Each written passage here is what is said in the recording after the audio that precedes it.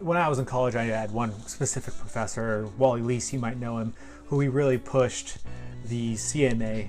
And after I got the CPA, I went on to pursue my CMA too. And I actually enjoyed the material much more.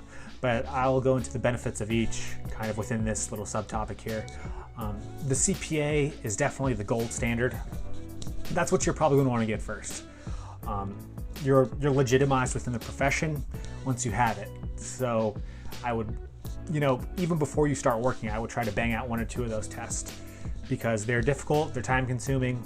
And you know what, they're actually not even that hard. They're just a test of discipline. If you take Roger's CPA and you're disciplined, you'll probably be fine. Certain promotions require the CPA. If you want to be a manager, I think senior in some firms, you need to have a CPA. And you'll have a certain level of prestige, respect, and you'll have a certain level of trust from clients. And that's what's important for firms, is that trust. You get less of the prestige and whatnot from the CMA, but it's a growing certification and it's a global certification. So you have that perk if you go outside the country, where the CPA actually isn't recognized, the CMA still would be. So that's pretty cool. And I feel there are other benefits for it. For one, the curriculum is more interesting. It's more forward thinking and budgeting and forecasting rather than auditing and looking back at past transactions.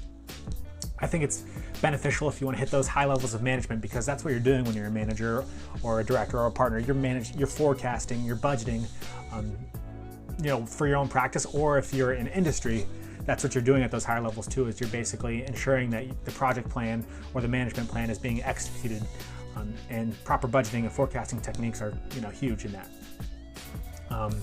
Also, what I find cool about it is that it's a bit more unique. There's a boatload of CPAs out there already, and a good way after you get your CPA to differentiate yourself from all those other ones is to add a couple more letters behind your name, the CMA. It shows that you're really dedicated to furthering your career, and you're not one of those other thousands of managers leaving public accounting with your CPA. Now you're a CMA, a CPA.